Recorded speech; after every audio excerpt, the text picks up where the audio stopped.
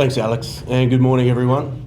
We're very excited to be here today to launch Green to Gold, our strategy for Australian Rugby over the next 5 years from 2025 to 2029. It's taken a long time to get to this point, so collectively the stakeholders have worked together over the last 10 months and initially worked across 4 different work streams, being high performance, participation, promotion and competitions. We've had 3 stakeholder summits and dozens of meetings between Rugby Australia and all of our member unions and Super Rugby clubs. So we're very proud with how the game has come together to deliver this strategic document, and we look forward to working together with our member unions to make sure that we deliver on these very lofty ambitions that we have for the code over the next 5 years. Thanks, Dan. And we'll now throw it over to Phil Waugh, CEO of Rugby Australia, to talk to the 3 pillars that are underpinning this strategy. Yeah, perfect. And thanks for joining. It's exciting to launch the strategy through what is a golden decade, and the strategy through to 2029. As you can see in the video, 3 key pillars. So performance excellence, to consistently build winning teams in gold, connecting and inspiring Australians and our rugby community. Second pillar being participation growth, to increase support for clubs, schools, coaches and match officials to enable growth in participation and strengthen the rugby community. And then the third pillar being promotion effectiveness, and to leverage major events and engage bigger audiences across platforms, increasing visibility, support and interest in rugby and driving commercial value. Underneath those 3 pillars is ensuring that we're resourced appropriately and we have ecosystem efficiency. So really exciting, 3 really core pillars that we'll work towards. Like all strategies, it's important to have a strategy, but most importantly, it's around the execution of the strategy now, and we're excited to get on and execute the strategy for what's a really exciting period for rugby in this country. Thank you. You guys, we'll throw it open to questions. Dan, you mentioned the lofty ambitions in there, and there's a handful of them there to measure yourself with success, winning the letters like every second year, that sort of thing. Why do you set out such lofty goals? What's the purpose of it?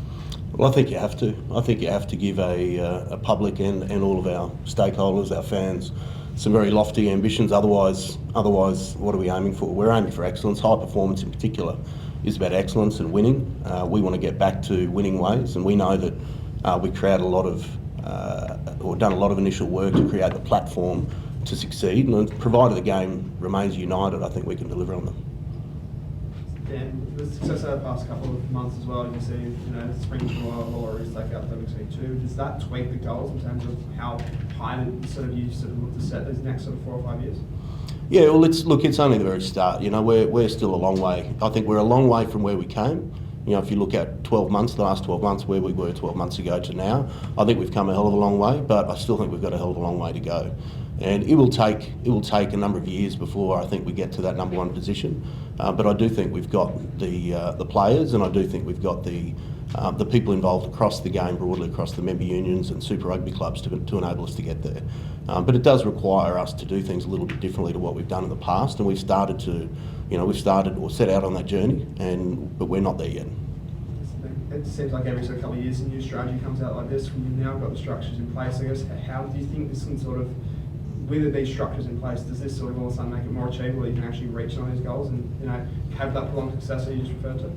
Well, I think so. I mean, an organisation's job is to put out a strategic plan from time to time and to readjust that as you go. So what's written here today, we think is achievable, but there's a lot of work to do. So we think that there are a number of things that we'll tick along the way to be able to achieve that. I think we've done a hell of a lot of work structurally. So sometimes if I was critical on the other side working at a member union, it was that on occasions Rugby Australia or ARU at the time would give you a strategy, but you had no input into that strategy. That's why we wanted to make sure this time it was different. We wanted to make sure they had the involvement. So we've had 3 stakeholder summits across those last 10 months. We've had countless dozens of meetings, Phil and his team together with Super Rugby clubs and the member unions. That's different. That hasn't really happened in my time in the game. So we're all going to own this strategy, and it's their strategy as much as it is ours. It's a strategy for the game, not for Rugby Australia. It's a strategy for rugby across Australia. Phil, just to bring in on that, when you're meeting with those sort of member unions and various clubs and sort of stakeholders involved in this, what's the feedback you're getting from them just around how to frame this strategy and what's sort of in the best interest of the entire game, really? Yeah, well, I think it's inclusiveness, collaboration, consultative. So it's been very constructive in terms of the conversations. You think, Dan mentioned, if you think about where we were 12 months ago, the journey to where we are today has taken some time.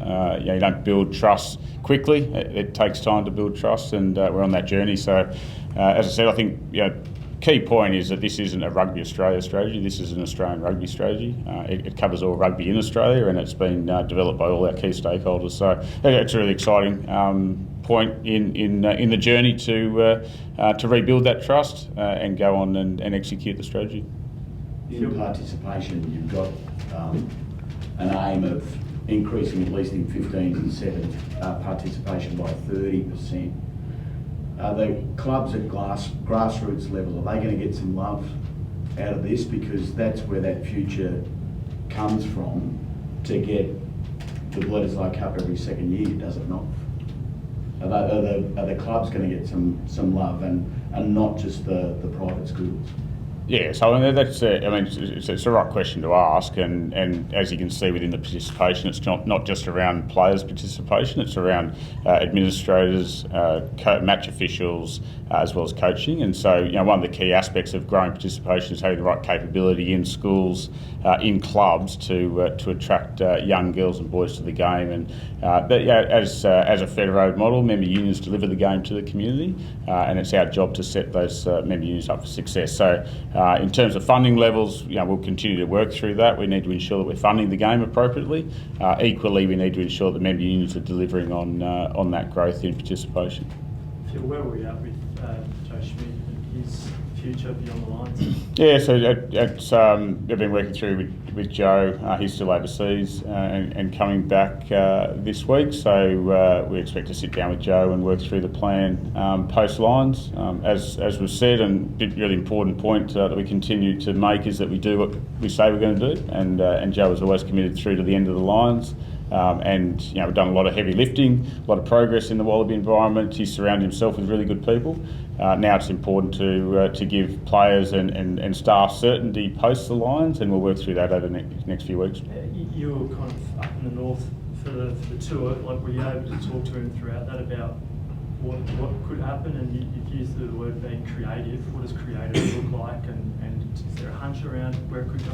Yeah, so I think the focus in the north was about performance on the Saturday or the Sunday or whenever we're playing that test match, so we weren't getting too far ahead of ourselves. In regards to creative, obviously there's a lot that goes into Joe's future with commitments outside of rugby, as well as commitments to Rugby Australia, and I think it's around actually what's the right environment. As we've always said, it's not just about the head coach, it's about the environment that he creates and what talent they bring into the environment. And we'll sit down and go through all those different options post lines in the next couple of weeks. Well, you mentioned one of the objectives is to be financially strong.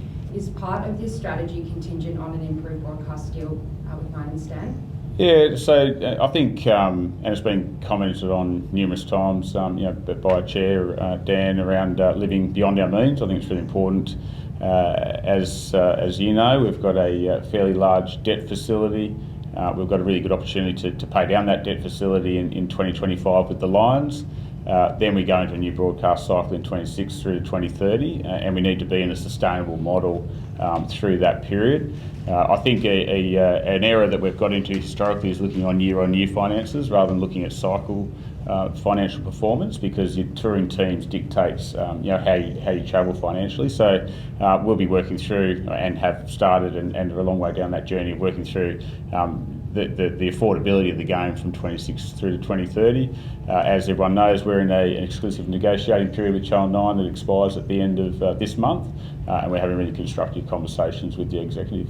You mentioned in this document strategic investments, focusing on strategic investments as well as a sustainable model for the women's game. What does that mean? What does that look like? Yeah, look, I think that similar to Andrew's question on participation, you've had, if you think about participation growth across our game in recent years, it's been largely driven by female growth in participation, and so one of our flagship products is certainly our women's sevens program. and driving great participation through our women's sevens programs across the country is really important. So, investing in where we're going to get the greatest return. We don't have the same revenue numbers that other codes do have in Australia, and so we need to be really conscious of where we do invest our finances to get the greatest return. We've also set up a women's rugby task force that will be chaired by Karen Penrose, previous NED at Rugby Australia, and that group will be looking at what commercial opportunities there exist for the women's game in particular, and that could be through government, philanthropy or commercial partnerships. So they have a charter now, they've already had their first meeting, and they'll be working through that over the next couple of years. Do you anticipate the broadcast negotiations to go through to next year, the end of the first week of December? So is it likely to go through? Yeah, as I said, we're in an EMP until the end of this month, and depending on the outcome of that, those conversations depends on whether we go beyond that. So hard to say at this point. Have you got the funding right now to be able to execute this strategy? Well, I think that the resourcing and the financial discipline across the ecosystem is the most important point. So, without the funding, then we can't actually execute everything we want to do. But then it's about prioritising, where we're going to get the greatest return. So, right now, we don't have the revenue lines that we require to do everything we'd like to do. So, therefore, you have to prioritise different programs dependent on the revenues, and then making sure that you've got the cost discipline across the organisation. One thing I'd add to that too, Zoe, is high performance. If we look at that aspect of the game, it's not about gold plating. You need to have sufficient resources, but spending more doesn't necessarily guarantee you a better result, as we've seen in the past. So that's where we use the word alignment. We need to get more out of what we've got right now, and that alignment that has started this year, and we've now got 2 of the Super Rugby clubs are under RA, and we're working very closely with the other 2 as well. So that alignment, it doesn't matter how much money you throw at something, sometimes you're not going to get the result, but we feel we've got very strong alignment across all of those Super Rugby clubs from a high performance perspective. Organisationally, you've kind of laid out that you want to work towards a more collaborative governance model, but not set any vision or target. Like you obviously have new ownership structures with the Waratahs and the Brumbies. What's your vision by the end of this 5-year period about how the overall picture looks? Do you want to go further down that centralisation kind of path, or what do you think? Yeah, I think, and Dan mentioned, I think it's around alignment, ensuring that it is about, and it states that winning teams in gold. We know that winning teams in gold ultimately drives the value of the game, and 86% of our revenue comes through men's 15s, and so we need to ensure that our Wallabies' performances are where they need to be to ultimately fund the rest of the game. So, in terms of ownership structure of Super Rugby clubs, we're open to different models. It's just about actually how do we ensure that the system is as united and aligned as possible, and optionality is always a good place to be. And from a high performance perspective, the states signed up to agreements on this stuff. Like, what's it look like as far as even contracts and that sort of thing? So we've got participation deeds, and we've got high performance agreements with all our Super Rugby clubs, which stipulate the responsibilities and a racing model essentially across the high performance system. So it's as I said, it's been really collaborative in terms of the process to this point, and then we have those agreements which need to evolve. The contracting model needs to evolve, and it will evolve over the coming sort of 12 to 24 months. It said the word united. It said Australian Rugby's united now. It's been a difficult 12 months with Melbourne. There's court hearings at the moment. Where's RA's position there? It said that there might be a countersuit go on. Is there going to be a countersuit? What do you anticipate? Christy, there's nothing I can add today to what we've said publicly. It's before the courts, and it'll go through its natural process. So there's nothing more to add at this point. Is it important to be able to move on from that? Like, I imagine in the lines you don't want that dragging being constant. My view is the game has moved on. So I'm not feeling phone calls. There's not a lot happening there at the moment. I think the game has moved on. Phil, do you have a plan B ready to go should Joe not extend beyond the lines? Well, I think like all businesses, you should always have contingency plans. So, of course, we're working through what that contingency may be if Joe chooses to to finish up at the end of the British and Irish Lions tour. So yeah, we're working through what that may look like, which is appropriate business practice for when you don't have certainty of an outcome. Do you see someone from Australia stepping up? Well, I think Joe was quite overt around the fact that he saw his responsibility in elevating Australian rugby, but also providing a platform for an Australian to take over when he does finish up. So I think we've got, if you look across our Super Rugby clubs now, the 4 head coaches across the system. Simon Cron's a very strong coach of the Force. You've got Stephen Larkham at the Brumbies, Les Kiss in Queensland, and Dan McKellar at New South Wales. We've got 4 very strong coaches in our system. So I think that we're well positioned. As I said, it's not just about the Wallaby head coach, it's around actually building capability across the system, which I think we've done in the last 12 months. And what's the expectation around the financial injection you can get from the Nations Cup? Yeah, well, again, it's a difficult one to answer until we actually finalise all those agreements. The agreement with Six Nations has been done with SANZAAR and Six Nations. Then it's around the actual revenue distribution across SANZAAR, as well as the 2 additional teams that will come in from the Southern Hemisphere. So we expect a increase. The magnitude of that increase is unknown. When it comes to grassroots, especially getting young women around the country into the game, will there be much when it comes to participation? You talked about, strengthening rugby community, those kind of things. Will that include facilities? Because that seems to be a barrier for a lot of young girls, especially when they go through puberty, not having a facility where they feel comfortable. Yeah, and it's been one of the biggest challenges. I think it's around coexisting with other rectangular sports as well in building facilities, and so working with government to ensure that there's broader reach for their investment into facilities, and so that's rugby league, soccer, rugby union, at those facilities, ensuring that we've got the right infrastructure for women's participation, and the government's been fantastic in supporting that.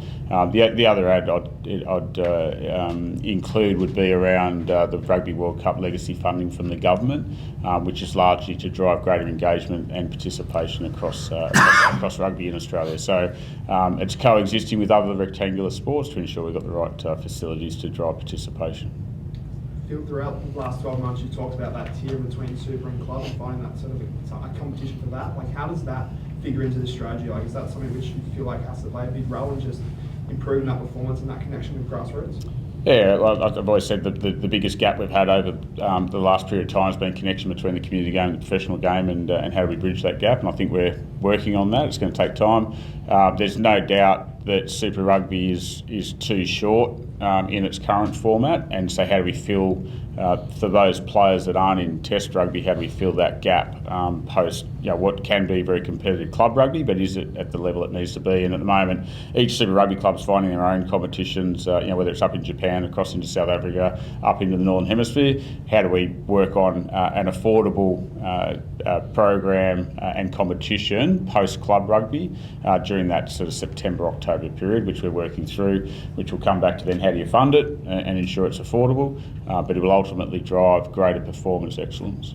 So is that something you can see in the next 12 months, 24 months? Like how 12 months. 12 months, so we're planning for 2025 now. How much more of an increase do you need from the next broadcast agreement? Well, and there's a lot of complexity to how revenue is distributed across whether it's domestic broadcast versus rest of the world broadcast, and then within the rest of the world broadcast, how much we get allocated throughout SANZAAR distributions as well as World Rugby and Nations Cup. So it's not as simple as a home Australian broadcast number to what impacts our P&L. That's probably, without sitting down for a longer period of time to actually talk through the complexities of distribution and allocation. We're certainly well under where we need to be to fund the game with the aspirations we have right now.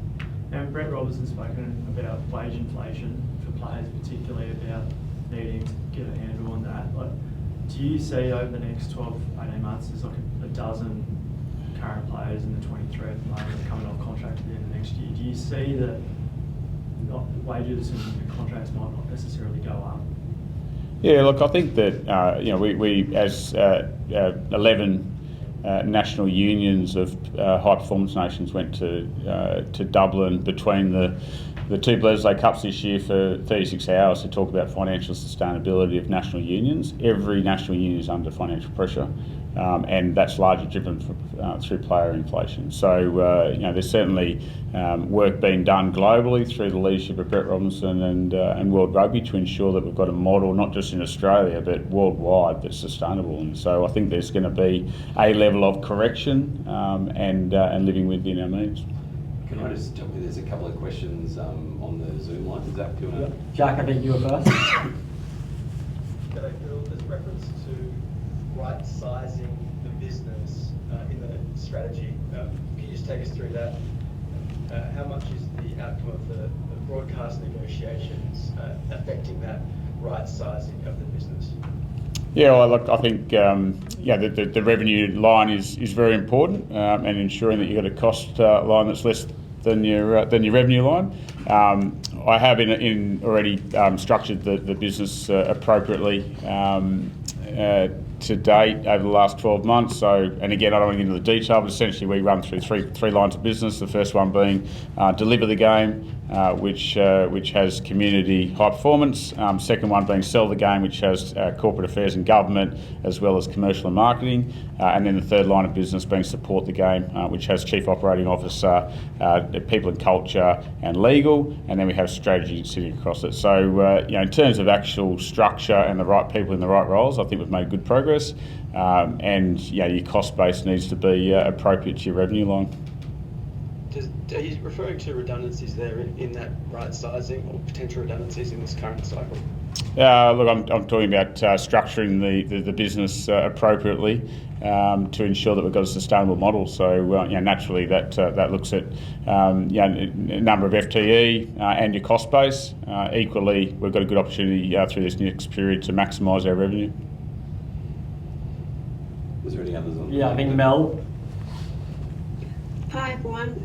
I just sort of had a question about the NRL. I just wondered if there was sort of an acknowledgement that maybe rugby had sort of taken its eye off the ball in terms of its recruitment and with through the schoolboys and also schoolgirls, given the strength of the NRL and NRLW competitions. And is that something that's sort of going to be a focus? Stop the flow of these players going across to the NRL rather than that traditionally perhaps were rugby players. Yeah, look, I think that this is not a new challenge for the game. I played Australian schoolboys in 1996 and 1997, and we had the same challenges through that period. We're going to ensure that we've got our own backyard in order, and we've got to make sure that what we're delivering for our young girls and boys is attractive for them to stay in the game. I've said again overtly that we need to coexist with other codes, and the more boys and girls we have experiencing rugby will be beneficial to us. That being said, we know that there's a lot of work being done through the Australian Rugby Foundation as well as through our high performance team to ensure that we're retaining the best athletes through that 14, 15, 16, 17-year-old age bracket. Because we know that the first year after school is a critical year for those athletes as they develop. So, it's a really long way of saying it is absolutely on our radar, and we're conscious of the competitive landscape that we're playing in.